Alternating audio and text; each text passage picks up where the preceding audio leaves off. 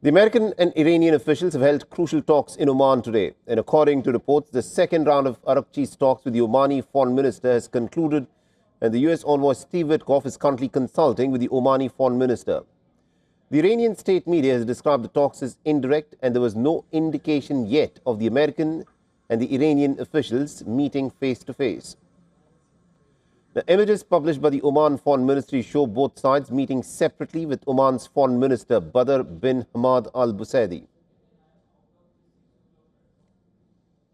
Ahead of the talks, Araghchi had set the tone for today's talks, saying that Tehran enters diplomacy with eyes open and also a steady memory of the past year. Araghchi said, "We engage in good faith and stand firm on our rights." He further added, and I quote, "Commitments need to be honored. Equal standing, mutual respect and mutual interest are not a rhetoric, they are a must and the pillars of a durable agreement." The crucial talks were held in Muscat, the capital of Oman. Araghchi met with the American President Donald Trump's West Asia envoy Steve Witkoff. And Washington is seeking diplomatic progress on the Iranian nuclear program and other issues while refusing to rule out military action. On the eve of the talks, White House said that Trump wants diplomacy to work, but is ready for other options. The talks, which finally took place after doubts over the location, timing and format, is in fact the first such encounter between the two foes since the US joined Israel's war against the Islamic Republic in the month of June late last year with the strikes on nuclear sites. The talks are taking place under some intense tensions in West Asia, with the American threats of military action still looming large. The United States has maneuvered a naval group led by aircraft carrier USS Abraham Lincoln into the region, while Iran has repeatedly vowed that it will hit back at the US bases in the region if it is attacked. Now, before the talks began, Washington has urged American citizens to leave Iran due to the heightened security and widespread disruptions.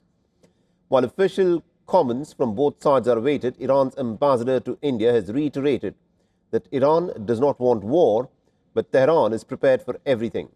It is also said that Tehran is facing a hybrid war, and the latest protests were engineered by the foreign forces, including the State of Israel. Fortunately, we have our situation is normal in our country.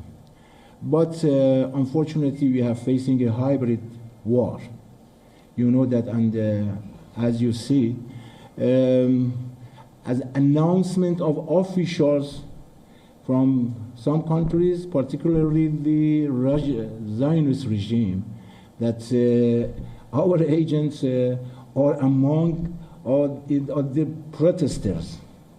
And unfortunately, we have so many evidences that some elements instructed by foreign forces.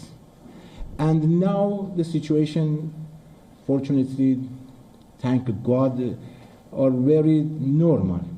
They have so many information about us. I want to say that they know us very well. And every movement should see the consequences and the risky.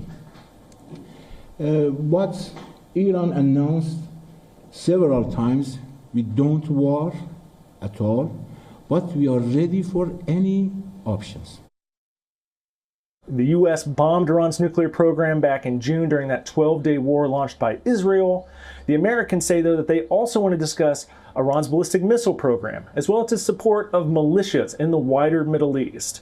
Now, these talks are really important because U.S. President Donald Trump has moved an aircraft carrier as well as other warships and aircraft into the region and has threatened to militarily strike Iran if a deal can't be reached. But previous rounds of negotiations here in Oman as well as in Italy went nowhere, putting that much more pressure on these negotiations as the wider Middle East worries this could spiral into a new regional war.